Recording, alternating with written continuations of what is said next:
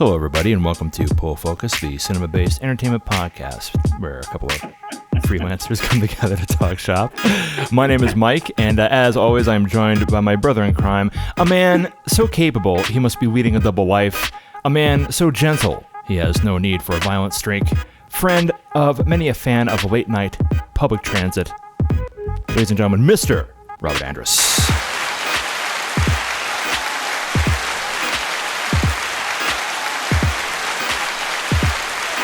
Thank you, everybody. Have a seat. Join the party. We're gonna be talking about a little film today. Yeah, and it's gonna be excited interesting about it. Really, I feel like I have no name. I love that introduction. You introduced me so well, but I really feel like I'm just a nobody. I understand where you're coming from. That happens. I don't have a name. You don't have an existence even. I mean, what is life? What is time? Right.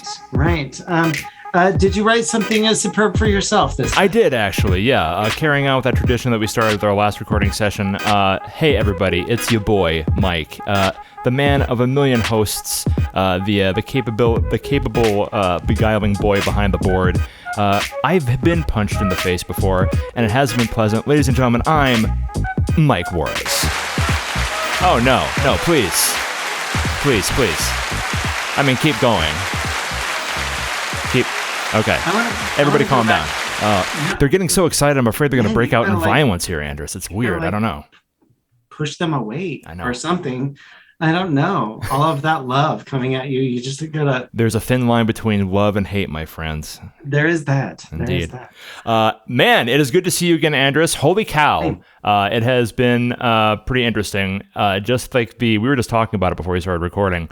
We're living in a smoke storm right now, bud. This is alarming. I've haven't been living here in Utah and Salt Lake as long as you have, but this is consecutively, I think, the fourth or fifth year in a row where I can't see the mountains because there's so much smoke from the nearby forest fires. It's freaking me out. Yeah, and I was just saying I live at the base of one of the mountains here, and I can't even see it from my view. It's so crazy. Literally, I'm down the lane from one of the ski resort mountains, and I'm at the base of it, and I can't see the outline. That's crazy. It's crazy.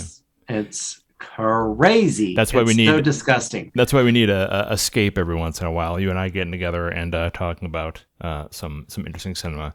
And but are you breathing? Are you breathing easy? Or are you breathing heavy? I'm breathing easy. Luckily enough, unlike some of the 15 some odd subscribers that we have, I don't suffer from any kind of impeding breathing capabilities as in asthma or anything like that. I come out and I went to just grab a cup of coffee, take a quick bike ride, that kind of thing. And I thought it was going to be for like, hey, I'm just going to go down to Jordan River Trail and bike for maybe an hour or two.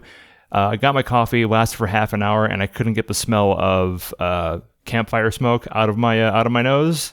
It wasn't super intense, but I have a very capable sense of smell. So I thought, you know what? Let me just take my caffeine and go home, and I think I'm better off for it. So I think you're a lot better off for it because it is awful. Yeah.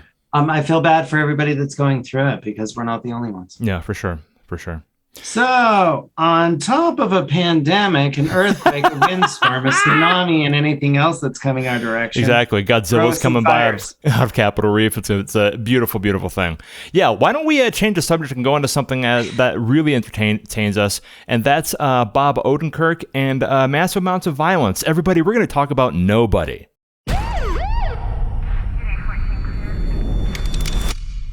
So they took maybe $20 and an old watch? Mr. Madsen, did you even take a swing? No. Could have taken her, Dad. Heard you had some excitement last night. I wish they'd have picked my place, you know? Why didn't you take him out?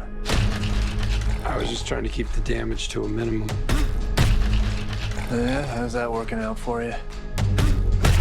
You okay? Because you don't look okay. There's a long dormant piece of me that so very badly wants out. What are you still doing here, old man? I'm gonna fuck you up.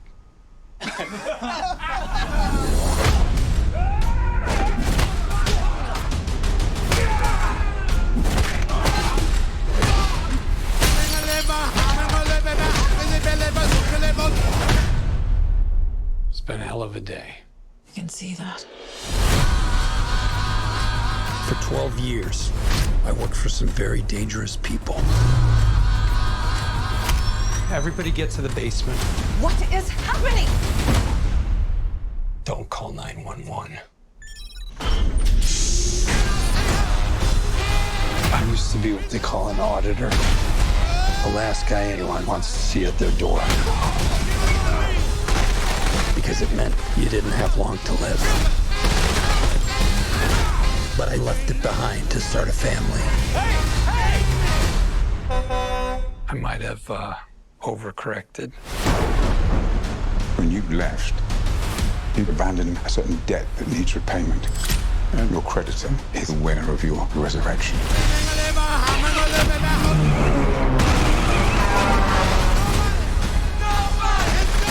They came after my family. They stole my kitty cat bracelet. And you don't fucking do that. Give me the goddamn kitty cat bracelet! You look like shit, Dad. You should see the other guys.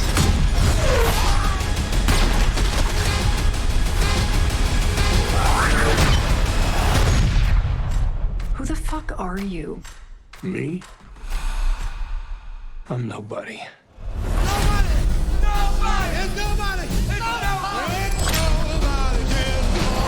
In theaters only February 26th. And there you have it, everybody. The trailer for Nobody. This is the not the fourth or fifth. I'll just say it's the latest. It is the latest movie that we have. Good old Bob Odenkirk of man. I mean, just of really, really great points with Saturday Night Live, Mr. Show, Breaking Bad, and Call Saul. Definitely the anchor for the popularity of Nobody. But man, it is definitely a step out of his comfort zone, for lack of a better term. Instead of this being a drama or a comedy or something we're used to seeing Mr. Odenkirk in, he has dived into an action thriller directed by Ilya Naishuller and written by Derek Kolstad. And man, I don't know about you, Andrus, but we're gonna definitely point out the lows. But this was definitely one that I had fun with. From the wiki, actually, you know what? Let's go to the IMDb synopsis here. A bystander who intervenes to help a woman being harassed by a group of men becomes the target of a vengeful drug lord. The IMDb synopsis does not give it justice, but we'll dive into how the story opens up and pops through.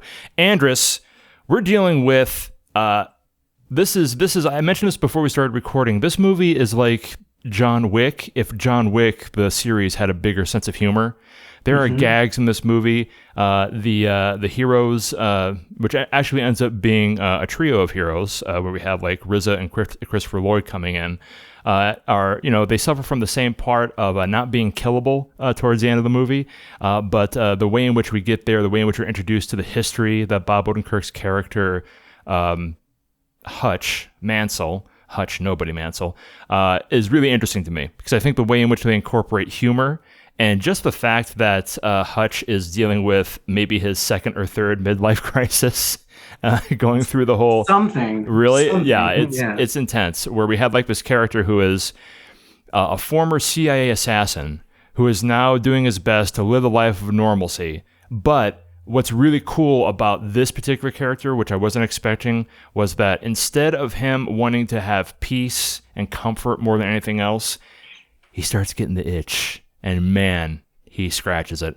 That one more thing. Spoiler alerts! Spoiler alerts! I keep confusing the buttons. I'm just going to press both of them from now on. I know. I think it's so funny. It's like high alert, spoiler alert. Yep. Just so you guys know, we've already given you a couple of spoilers in regards to this, and we're going to continue doing that. If you have not seen Nobody, then turn off the podcast, go and watch it. Again, I think you're probably going to enjoy it, but then come on back and let us know what you think of our opinion. But going forward, you've been warned. So, Andrus, this particular movie, it opens up with something we've seen before. We have Bob Odenkirk, going about doing his regular routine. There are numerous, one-panel shots with him, like pouring himself his coffee, going to work, doing his jogs, keeping himself in shape. He's definitely like in his, mid-late 40s, has the family, has the car, has everything going on, doesn't like his job, but is good at it. And then we see through a couple of scenes that are introduced towards the middle of the first act that there's something more to Hutch. There's something interesting. I think that it was really smart for him to introduce us to the character in the first scene where we see him in the police interview room and Bob Odenkirk is, all bloody and everything. He has that cute little kitty cat and he's, feeding it some tuna, which ends up being this ongoing, I'll call it a running gag because this movie definitely has some humor in it throughout the movie. First act. We've seen Bob Odenkirk introduced to us in a lot of different ways. He's a comedian. He's a dramatic writer. How did you feel the progress of, they played that old shtick, right? A lot of action really quickly, give us a brief overview, and then through flashback and present day, switching back and forth, we get introduced to who Hutch really is and what he was. How do you think they handled that when it came to the first act and introducing us to the character? Seeing as, this movie is really a biopic, a fictional biopic from the character standpoint, it's really important that we like him in the first 15 minutes, I think. Do you think we did a good job of that going into the film at first? I don't know that they won me over with liking him. I think it's a matter of, how pathetic. He was rough, right? Yeah. Like, how does this guy match with the guy that we're introduced to, with this, as you mentioned, can of tuna and little kitten. Well, he's he's stone cold on the first scene. You make a great point, and then we immediately go to him making himself coffee and putting on sweatpants. Yeah, no, I mean there's such a big difference between who he was then and who he was at the opening of the movie, I guess, as far as timeline is concerned. And for me, it showed, the level of confidence that he has in this holding room. Yeah. He owned that room. Yes, no question. And how incredibly pathetic and weak he was. It was 180 for sure. Complacent, lost, void, whatever you want to describe him as. He had a routine. Do you think he hated the routine that he found himself in, going to work, getting coffee, working out, that kind of stuff? Especially finding out what he's capable of doing and what his life used to be and what it could be still, and all of the things of his past moving forward. I found it way more interesting with the family dynamic, the coworker dynamic, and his father and brother dynamic. As the story progressed. But I mean, they did a good enough job opening up the movie for me to where I'm intrigued. Now I'm curious to see what happens next. But do I care about him? Not really. I think he's pathetic. I think he's weak. Did you feel sorry for him at all until we got to the scene where he was where we opened up and we saw the burglars coming and everything, or not? So I felt sorry for him in the sense of he's so weak, but The whole setup of his home life, you forgot the trash, you didn't get the trash, you didn't make the trash. Yeah, he's running out trying to get the trash on time. Who doesn't fix that? Right. Over the course of how many years, and that's what he's being beat down by. Now we get it because we're feeling that right now, right? We're going through a couple of weeks. Maybe it's 3 or 4 weeks, or maybe it's just a repetitive day. Yeah. Whatever it is, we get that hit so many times in that. I don't find him to be missing the garbage on purpose. I gotcha. So he's capable of hitting the garbage every day. It's such an insignificant thing, but it irritated me. No, I feel you, and I can understand that too, because they definitely, I think, overdid it on the single shots over and over and over again with just the coffee, same sound effect over again. He misses the garbage, blah blah blah. Well, and we get it. It's mundane. Yeah, we get it. I mean, that's something that I had in my notes. I mean, he is a living corpse, but then again, why is everybody shaming him so much? Because they start running it thick. Later later in the movie, we find out what ignites his enthusiasm again. He gets his family gets burglarized, and he has the capability of completely murdering the two burglars who are doing it, or at least defending himself. Or at least defending himself, yeah. Right. And he ends up being shamed in front of his son. And that ends up being like a big vehicle as to, you know what? Oh, I just wanted to go back to who I was. I wanted to insert some violence, but he didn't. And it's because I don't think it was because he enjoyed his life of commonality, of comfort. I think it's because he was ordered to, or that he was trying to protect his family or something like that. I definitely got that vibe, but I'm picking up what you're putting down. But there was a definite moment of choice where he chose not to engage. Yeah. And then later on, the rumor mill starts. He starts on the top of the regular shame of him just being a completely fine guy, like a good person. He gets additional shame from his wife and their whole dynamic. His wife played by Connie Nielsen. Why do you even have to look that up? I shame you, sir. I'm sorry. Shame you. I'm sorry. Excuse me. One moment. Connie Nielsen. She's so stinking good. It's ridiculous, and I think honestly, and we'll get into this later, underused in the series, in this movie. I would absolutely agree with you on that. But I've been following her career for a very, very long time. She's one of my favorites.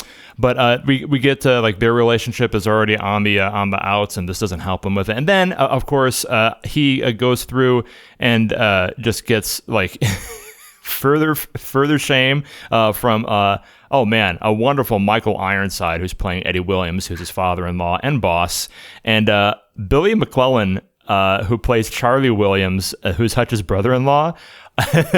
He did such a great job of just being a complete like idiot. And like the scene where he finds out that Hutch was burglarized, and then in the middle of the break room he takes out his gun, Charlie does, and points it at him, and he's like, yeah, this is what you need to protect your family, brother, or whatever. Like completely irresponsible. Like that definitely triggered me a bit when it came to that. But then I realized, oh man, this guy's a complete asshole. This is also the kind of person he is. Yeah, no, it's great. And especially the payoff at the end of the movie where we see Hutch now standing up for himself. I love that scene. That was really good. I'm a sucker for that kind of stuff. But carrying on, the first act is like this big point of introduction where we see, Hutch is very unhappy. We know he's capable of something, but we don't know how. And then he just has all this shame that he has to deal with. The second act introduces the real Hutch. The Hutch who is vengeful, who's violent, who's angry, but also very, very capable. And when I say, everybody, that this is John Wick with a sense of humor, I think that's a pretty good summarization of what this movie really is. No, for sure. What we see in the second act is later in the day, he ends up just being really exasperated with himself, and he ends up trying to find the two burglars that burgled his house. Ultimately, because his little girl, Hutch's little girl, is missing her little kitty cat bracelet, and it's of Hutch's opinion that the burglars must have taken it just because they were, who knows, upset. Well, remember they put that into the plot as far as the burglars took what was in that dish. And that's right. The bracelet was in the dish. Apparently. That's right. They're asking for money and everything. And that's one thing that I did like about it, because it does definitely commit to the fact that at first it doesn't lead us to any kind of impression that Hutch is anything but Joe Regular. Everybody has extra change in the dish or in the jar or whatever, and he's scared. He just like $35 on the table. Just take it, and they go off, take it. But second act pops up. Hutch is angry. He wants to get the bracelet back for his daughter, and because we are beginning to see that he's more than what he seems, he has a capability to use super sleuth techniques, for lack of a better term, to track down the burglars. Super sleuth. I love it. And there's this great scene, this really beautiful part of light magic, I guess. The director of photography was really working well on this, doing old tricks, where we find out that the two burglars are actually a couple. They are very poor. They're living almost destitute in a in a project or something in the inner city. And out of nowhere, we see Hutch just appear out of the shadows in the hallway of their apartment. And that's when it clicked for me, Andrus. I was like, "Ooh, wait a minute! this is going to get interesting. And what's really cool for me is that we see Odenkirk in this role.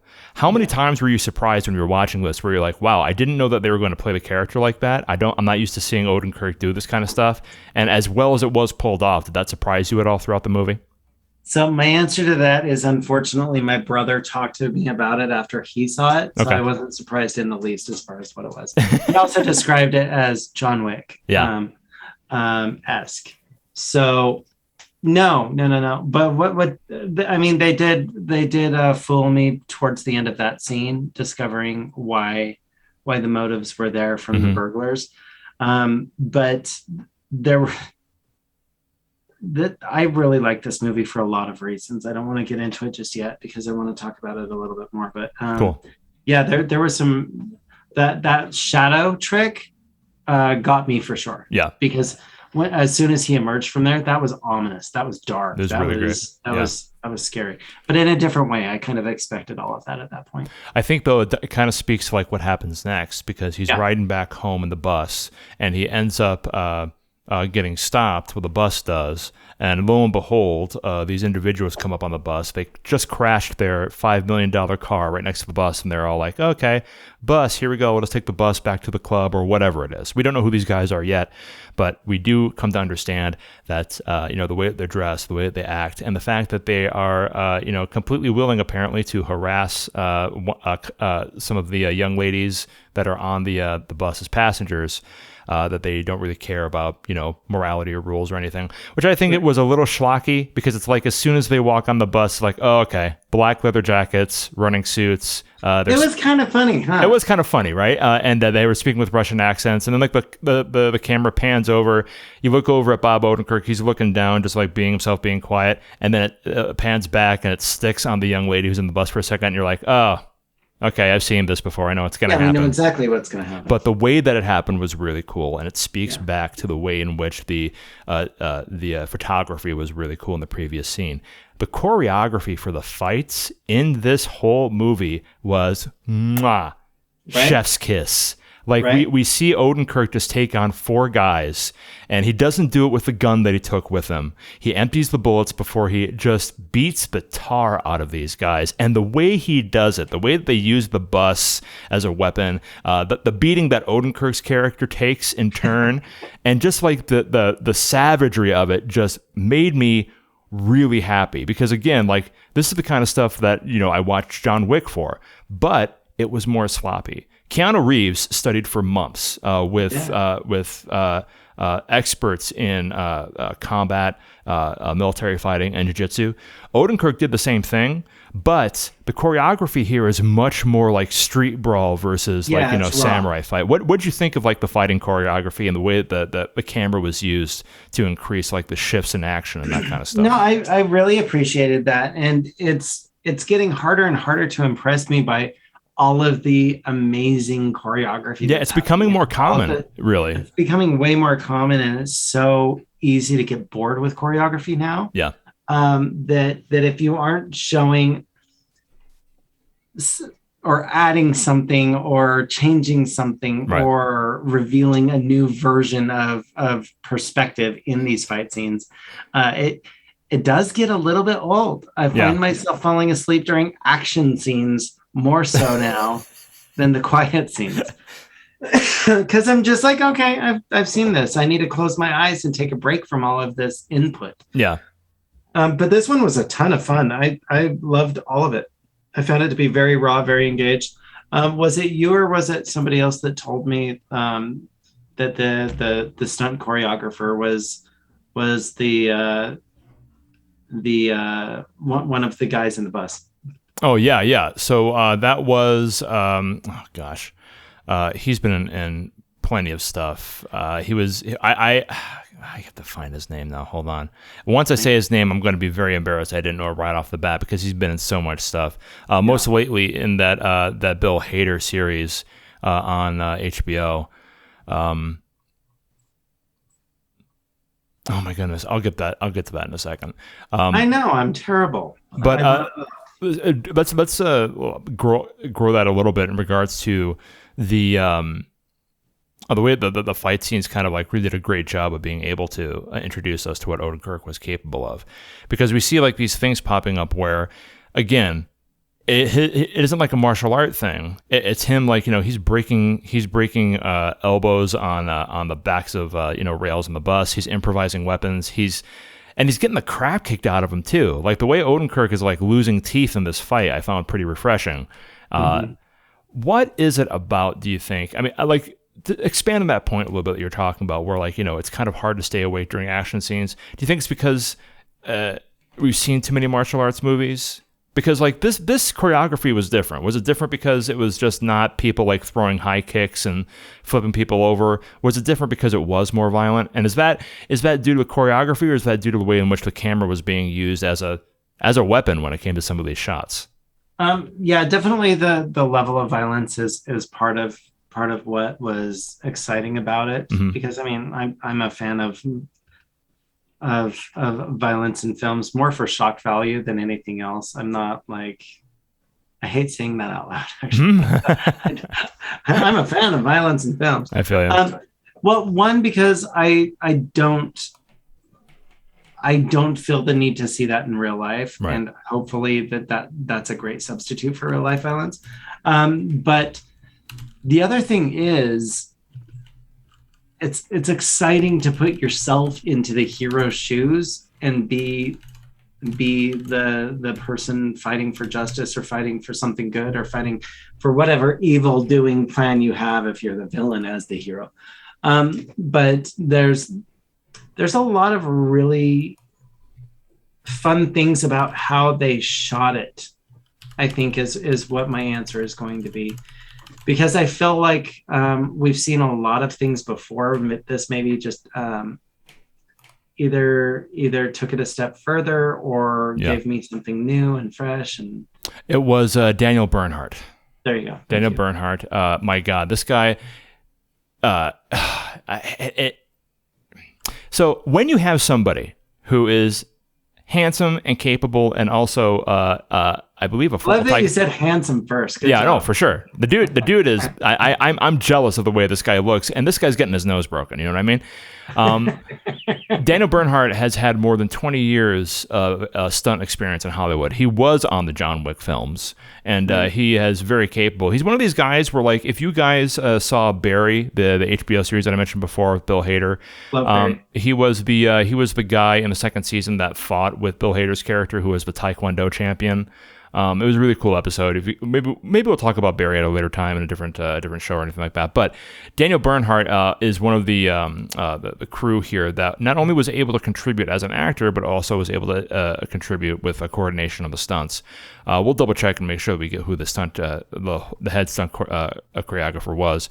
But man, the first big fight scene on the bus definitely set the tempo. And we come into play with different pacing issues when it comes to movies. I was a little bit worried that it was going to be like kind of like these slow burns that we've seen before. Like, you know, we see it calling back to like older movies like Falling Down with Michael Douglas. We see things like coming up with movies like not like a Dick Tracy kind of thing, because that was a completely different genre. But these movies where we have like these slow burns and then just one climax where, you know, a simple person is pushed to violence and getting that through. Right. After this, in Nobody, after this initial scene, the ball is rolling and then it stays in fifth gear. It is, to coin a phrase from the movie, goes 0 to 60 in "I'm about to find the F out," which is my favorite phrase in the entire dang movie. But this movie is much like the sports car that's depicted in it, where they get into gear after the bus fight, and then the dominoes just start falling. And as predictable as it is, I liked the pacing. What did you think of the pacing in regards to this? Yeah. No, I really like the pacing. I think that they stretched the intro too much as far as the mundane. But other than that, I felt like the story moved really, really well, and I loved the fighting. Awesome. Yeah, and to answer that question, Daniel Bernhardt was also credited as being the co-fight coordinator on the film, with key stunt rigging by Neil Adams and a whole plethora of stunt performers who had the capability of being able to do so very much. The stunt department on this movie is bigger than the visual effects department. It's bigger than the sound department. It's bigger than key photography, which isn't too uncommon in a movie like this. But man, they threw down. And Greg Remitar being the Jefe supervising stunt coordinator throughout the entire thing. And that's something you have to mention when it comes to, thank you, Andrus. That's something you have to mention when it comes to a movie like this, because the stunts are so important. No, this movie doesn't exist without them. Absolutely. So we get introduced to the capability that Hutch has. We get to introduce to his reasoning behind it. Ultimately, he just wants to be left alone. But then we find out who it is he was specifically fighting. And as you guys can guess, Hutch did some damage on these guys. And unfortunately, he happened to pick up on the wrong people, because later we are introduced to Yulian Kuznetsov, played by the very... Can you say that again? The way that you said that? Yulian Kuznetsov. I've got an American translation happening. I'm going to type it to you because I'm not going to say it on air. Oh, good Lord. Played by Alexei Serebryakov, excuse me, who honestly was not on my radar due to the fact that he's not an American actor. But oh my goodness, he has been doing all kinds of stuff with a career that spans as far as 1989, and just been doing television all over the world. And wow, what a ray of sunshine that he was, just playing this. Oh man, I mean, again, Robert, I'm villain. I get so enthused by this, and I know it's probably not something to really get too excited about, but Yulian is I mean, he's predictable and violent and distraught and really just chaos incarnate with the Russian accents. Yeah. But I liked it. I don't know what it was. I saw some original things coming out of these common tropes, and I thought it was a refreshing part of the film. What was there charm in the sense that he had absolute freedom to do whatever the hell he wanted? I think he got me with the karaoke first, actually. Well, there's that too. And it was a karaoke. That's right. He was singing for real, for sure. Well, I mean, was it a karaoke track or what? I think so. I don't know. I can't remember what it was. It kind of falls into the stereotype that people in that part of the world love tracksuits and music, which was very accurate. Right, with a specific kind of music. But yeah, the Eastern Bloc trends of having karaoke and violence was definitely covered in this movie. And I know what, I'm a fan. I enjoy it. Well, I mean, the second that he enters the club, right, everybody's catering to him. He jumps up on stage, does this rock star performance, goes upstairs and murders someone. Right? Yeah. But he's doing it. He's doing it amongst a family of gangsters. This one guy, just the usual thing. It's like, nice shoes. I can't remember specifically what he said, but I think they said something like, Yulian, you're not hard enough to take care of guarding the money or whatever. And as calmly as possible, Yulian then smashes a martini glass and stabs a guy to death. And that's something too that comes up with an interesting point of storytelling in regards to this whole thing, because we find out specifically that this whole organization is built off of the finances that they all share. There's a name specifically for these liquid assets that they use, and unfortunately I can't find in the synopsis yet, but they refer to it several times within the movie. Right. And I forgot it, which makes me feel bad. But no, go watch the movie to find out. Oh yeah, watch the movie to find out. Good point. But the concept is that everybody has a share in this money, and everybody pools their money as part of the mafia organization, and they can give it and take it back. And it's millions upon billions, trillions of dollars. We never find stacks of cash everywhere. Yeah, exactly. We don't know exactly how much, but it's a big amount of money. And the point behind it is that Yulian is this year is the head administrator. Everybody has to take that role every once in a while. It changes hands within the organization, but it's Yulian's job to make sure that the money that must always be moving, otherwise the feds will get their hands on it. He's the one who keeps an eye on it. He's the one who makes sure who makes sure that the money coming in is appropriate, the money going out is appropriate, and that only the people in the family know where it's housed. But he hates it. So we are dealing with something that we have seen so many times before. But again, I can't shake the fact that I found that this is kind of like a unique take on an old trope. The problem that I have with this, though, is that aspect is only shared by Odenkirk's character and Serbiakov's character. I would have liked to have seen it in more of the characters, where we have like these common tropes that are popping in, but there's like these weird things about them that make them interesting. I think that's where I found like the biggest point of the sense of humor of this film between the protagonist and the main antagonist. And luckily it was there. Do you agree with that? I mean, it would have been, this movie has a smile. This movie has a sense of humor.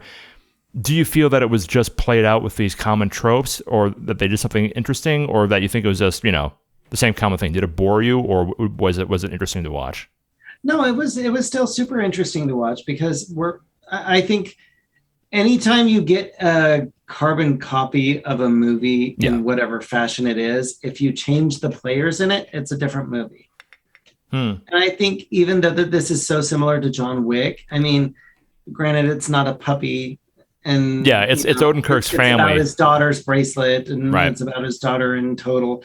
But this is such a family-oriented movie as well, in the sense that Odenkirk's doing something for his family that was initiated or instigated by another family doing something. Oh, I see your point. Yeah, because of this family instigating the burglary on his family, he reacting to that and discovering what he discovers, and then assaulting a cousin or a a younger brother. That's actually what I was getting into, like that whole explanation, and I just started. You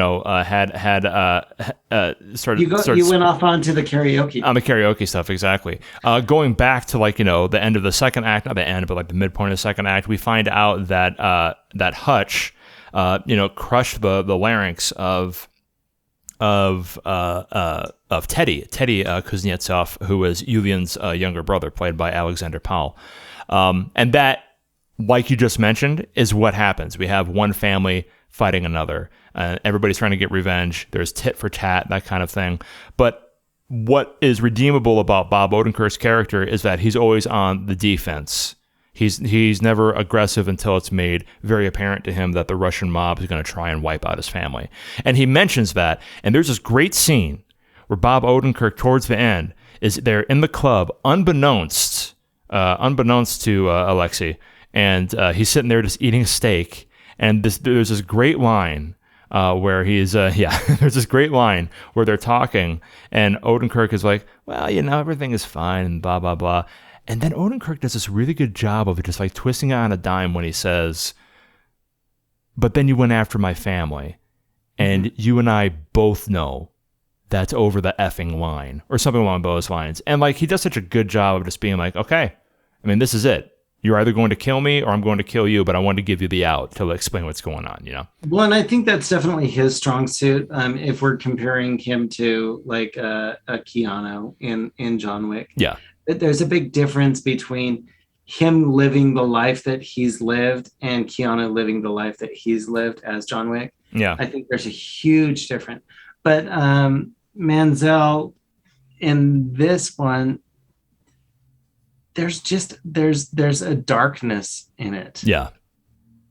Well, and I don't know that Keanu had the same darkness or not, but there was an absolute threat that was completely clear in his intention there. Yeah, absolutely. And that was carried out through, I think that's personified through the violence too. Yeah. And then he goes back to just being like, the family man, which is really cool for me. Did he, right? So that's another thing too. So let's carry on with how it goes through the story. We get the antagonist introduced, and then we find out that ultimately, through different acts that are put up in the back end with Bob Odenkirk trying to figure out what's really going on, trying to see, who these people are that he ran into and all that, we start finding out the backstory. Christopher Lloyd is introduced as his dad, who we later find out, and Christopher Lloyd in this movie is just great. I love seeing he's okay. Christopher Lloyd is an old man. He's still very capable. I was going to say 1,000,002. Yeah, exactly. I mean, I'll say it, and I think that he probably acknowledges how old he is. But then you put a shotgun. You put a shotgun in his hand. He's killing Russian mafiosos, and it just I'm standing up and I'm applauding him. It's super great. But we find out that ultimately that that Hutch used to be a wetworks guy for the CIA. He was an auditor, as they put it. Auditor. He was the guy who came in, and he, if you need somebody to get rubbed out, he would take care of it. And we later find out that Christopher Lloyd isn't his actual father, but was his handler who raised him, and also Odenkirk's partner, Harry Mansell, who's his adopted brother, played by the RZA, who did a great job in this movie in the small amount of time that he had. There was this really cool artifact where we have them communicating on shortwave radio, because it's the only thing now in the day that's not completely untraceable, but there isn't any kind of text message or anything like that. And at these cool little scenes where they're talking, and we see the RZA's talking about hey, I'm not coming out, I can't help you, what are you doing, blah blah blah. And then at the last scene we see the trio of Christopher Lloyd, RZA, and Bob Odenkirk's characters all come and utterly destroy the Russian mafia in just spectacular fashion. But I think that one of the things that does pop out a lot is I had a bit of a problem until the third act, really understanding that Hutch really wasn't trying to be a normal guy anymore.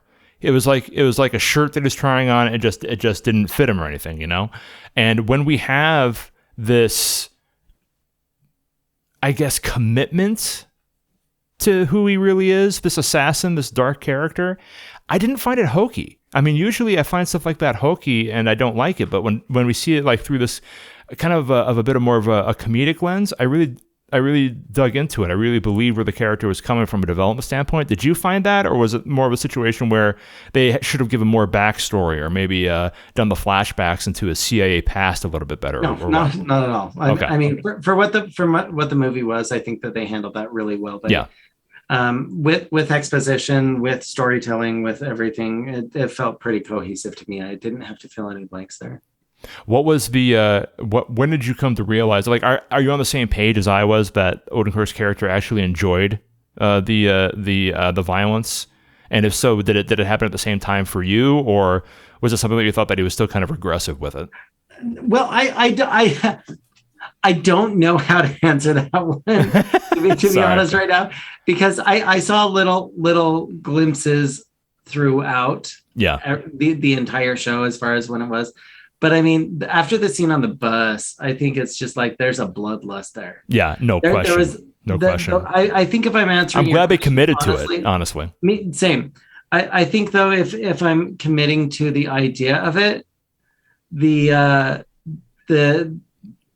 reaction to the tattoo parlor seeing his tattoo, I think that's the moment where he got a little taste of the respect that he's not had in so long in his life, that he got off a little bit on that. And I think that was the moment for me. Well, that was the lead, right? Going back to the first act, that's how he found the robbers. The lead to the robbers' place. Yeah. Yeah. One of them had a tattoo of a bird or something like that, and he was able to track. He went on a hunt. Exactly. Yeah. He tracked down the shop, and the shop is owned by probably some criminals, because tattoo work like that apparently was some sort of gang sign or something like that. Maybe that's what I picked up off of it. But the vet that was there that knew what the tattoo meant, just freaked the hell out. Well, that's the thing. We see Hutch also has a tattoo in a weird place too. It's on his wrist or something, under his thumb or something like that.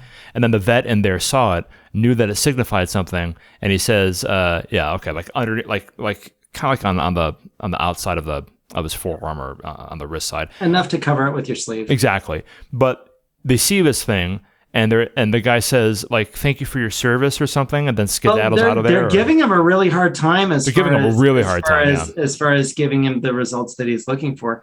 This vet sees this tattoo, freaks out, and as he leaves, he does very respectfully say thank you for your service, with a lot of fear in his voice as well. So that was for me, his reaction to that moment was just, it was very telling for me. I agree. One thing that I did happen to have a bit of a problem with, and I'm not one to really harp on too much because really this movie committed to what it was. There weren't any bad surprises with it, and the pacing was pretty good. And ultimately, it didn't commit the cardinal sin, you know? I didn't have to ask myself any questions as to, okay, well, why are they doing this? They were able to explain that all pretty well, regardless of, like, you know, how can I put this? Not hokey, but how campy it was at times. But I think they handled it appropriately, that it gave enough reason to, you know, not have me ask any questions regards to why people are doing things. But getting back to Connie Nielsen and the way in which she was a bit underused, that bothered me a little bit because there's a scene in the garage where Hutch is talking to Rebecca, Bob Odenkirk and Nielsen's characters, and he has to fill her in on what he's doing and everything like that. And Rebecca apparently didn't know that Bob Odenkirk's character had this horrid past and that he actually was an auditor and that kind of thing. I thought that was a missed opportunity. I thought it would have been so much cooler if she knew who he was and maybe had like a dark past herself, and they would be able to pay. Not like a Mr. and Mrs. Smith kind of thing. I didn't want to go that far, but I wish that she would have known who he was and been able to like add that into the story. What do you think about that? I think in a way, I don't know, because it kind of conflicts a little bit with what you just set up. Mm-hmm. But I think in a way, the way that she looked at him, there was some sort of acknowledgement of, I believe we never talked about this for a reason. Oh, okay. Rather than I don't have any clue. I'm sure if I watched it again, I'd probably be able to pick up on that. But like at my initial viewing, I was like, oh, come on, she doesn't know? Ugh. Well, because there were some things in there where it felt like she really did know, but I can't remember that scene so clearly as far as dialogue. Where did she not know anything about his past? I think that's the way it played out for me. Yeah, as far as we could tell from because she was they were also surprised about having the safe room in the basement. They were surprised about that. Yeah, sure. And that also bothered me. It was like, what? I mean, like I can understand like the son. Who was the kid's not knowing. The kid's not knowing. Yeah. But I feel like she had some degree of knowledge. I do, and I don't know if that's me impression. I mean, it's possible. It's possible. I just wish it would have played into it more. I think it would have been so. I didn't want it to get as far as Rebecca going in there with a shotgun with Harry and Hutch. Well, why not? I know. I'm down why not? For that. Right. Why not? Why right. not? And we all know that Connie Nielsen, especially with like her work with Wonder Woman, can handle that kind of stuff, no problem. But I would have liked to have seen something where it was like just a second, where maybe she's the one putting in the code for the safe room, and she's looking at Bob Odenkirk and she's saying, "This again, really?" or something like that. You know, it would have been so easy. Just like give her some credit. She's an intelligent character. Why not have it be a situation where she knew what was going on and she was doing her what she could to. Well, I'll tell you something. After our last episode, I'm glad they just didn't say. Yeah. Oh man. Let's not talk about that. Let's not. Yeah, something ridiculous about how it's not a real family, but it's a real family. Anyway. Yeah, and that's another thing too. Like that's like going back to your really good point. This movie is about family dynamics and violence, so. And I'm glad that they kind of like leaned into that as much as they did, because that gave the reasons as to why both the protagonist and antagonist were doing what they did. We see that. You know, there's this culmination of stuff coming about. The mafia goes after Hutch. The mafia goes after Hutch's family, which, as we both know, is against the rules. And then at the third act, we see this equalization. And for a brief moment, it does seem like Julian and Hutch are at the same power level. But then Hutch, you know, goes into his bag of tricks. He finds the hedge fund or whatever it is that the Russian mafia are using. It's not a hedge fund. It's actually really money. They have to keep it liquid for legal reasons. But he finds it, he burns it, and then we get to a climax of the film that starts with Hutch in Julian's club eating a steak, telling him to piss off, and Julian making the biggest mistake of his life when he just is given an out, but he says no. And we end up in a cool car chase. Bob Odenkirk crashes a car that he stole from his jerk neighbor. He finds out that it can go to 0-60, and we're about to find the F out which again, favorite line in the movie.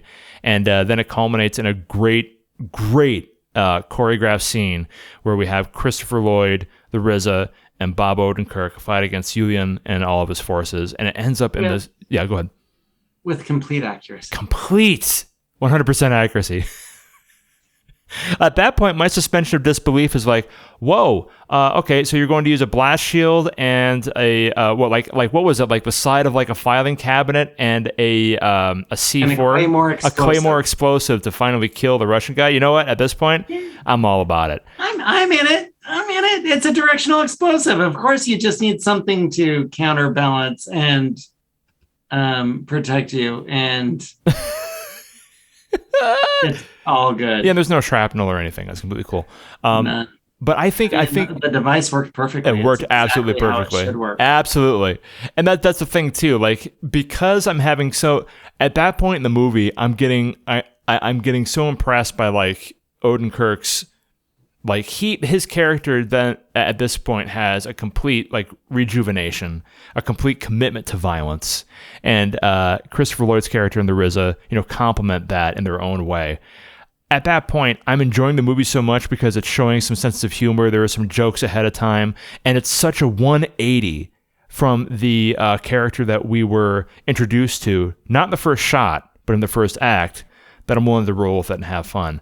And then ultimately, it's such a great way to answer that question that we put up at the very beginning of the episode, Andrus. How does the guy that we see feeding tuna to the kitten, covered in blood, who's commanding the interrogation room, we find out, how he has been born from the meek, unhappy, coffee drinking guy we see in the first act doing pull-ups in the park. So I think that they did a good job of that kind of like that 180, that spectrum.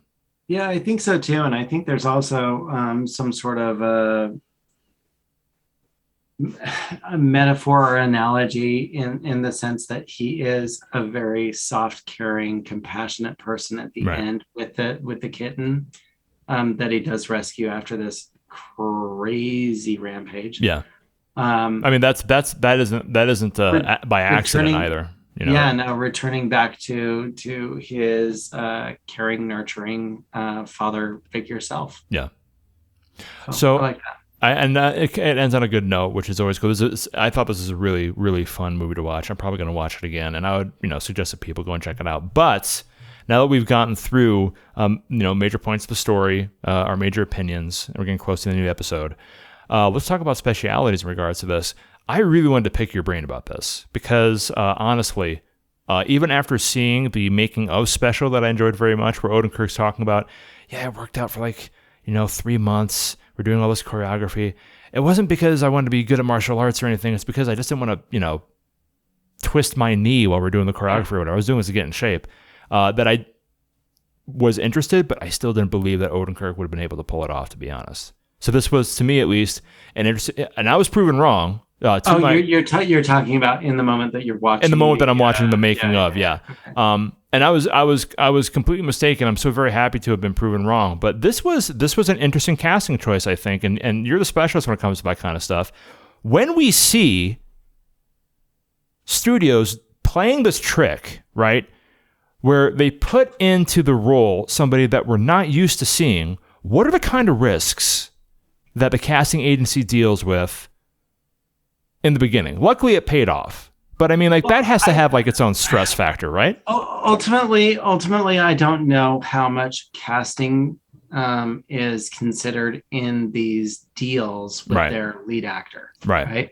Because usually the way most deals go down is they have the script, they have some sort of production team, director and producer, and then stars just get attached through other channels, not necessarily through a casting channel. Gotcha. But I mean, if that was something that they really were looking at as far as some name talent, because it's always got to be a name talent to gamble on. Yeah. Because at least that'll pay off some way. I'd be curious to see who got attached to this first, then second, then third, then fourth, and all of that as far as the breakdown on who gets attached. Because my guess would be that they were a fan of either Better Call Saul or Breaking Bad or something from his past, and they feel like he's a good enough actor that he could move the story forward. Well, coming from the production notes that we have from Wikipedia, in January 2018, it was announced that Bob Odenkirk had joined the cast of the film with Ilya Naishuller directing from a screenplay by Derek Kolstad. Odenkirk also served as producer on the film alongside David Lech. Kolstad serves as an executive producer along with Mark S. Fisher, Annie Martyr, and Tobey Maguire, actually. STX Entertainment was set to distribute the film. In April 2019, Universal Pictures acquired it and required distribution from STX. And then in October 2019, Connie Nielsen and Christopher Lloyd joined the cast of the film. Principal photography began in Los Angeles in September of 2019. Production resumed in Winnipeg, Canada in October of 2019. And filming lasted a full 34 days, which is ridiculous. That is a very tight schedule to take care of. For something like this, I mean, that sounds about accurate. Nice. Most of the movies that we film here span the course of 3 to 5 weeks. Nice. So, it was originally scheduled to be theatrically released in the United States on August 14th, 2020, but after being repeatedly rescheduled due to the COVID pandemic, the film was ultimately released in theaters on March 26th of this year, and then released digitally via video on demand on April 15th. The digital release came out on June 8th, 2021, and the DVD and Blu-ray release came out in June 22nd of this year. So again, this is one of those that had a production schedule that was close, right? They weren't knee deep into the plague. Right. So to your point too, and you brought this up on more than one occasion. Luckily, they got casting taken care of and that organized before the big wave hit, and it must have made a big difference in regards to the pacing and everything. But I mean, if I'm looking at Odenkirk, he's very reminiscent to a Bruce Willis type. You know what? I never thought of it like that before. You're right. In capability, in charisma, in charm, in whatever it is that Bob Odenkirk has that makes him Bob Odenkirk in the productions that he has. I mean, after seeing this, I mean, like to a certain limit, like I don't expect to see him in like Street Fighter 4 or anything like that. No, but I certainly expected to do a sequel. Absolutely. Right. And see where that takes him. It's just so cool to see him be able to pull this out of his bag of tricks. I'm so used to seeing him doing ridiculous comedy like on Mr. Show and doing really poignant drama and Breaking Bad and Call Saul and everything. And now we get to see this. It was so great. It was super great. Well, and I think that's one of the reasons that Connie Nielsen and how do you say your name, sir? Alexei Saryakov. These here. Oh, Alexei Saryakov. Alexei S.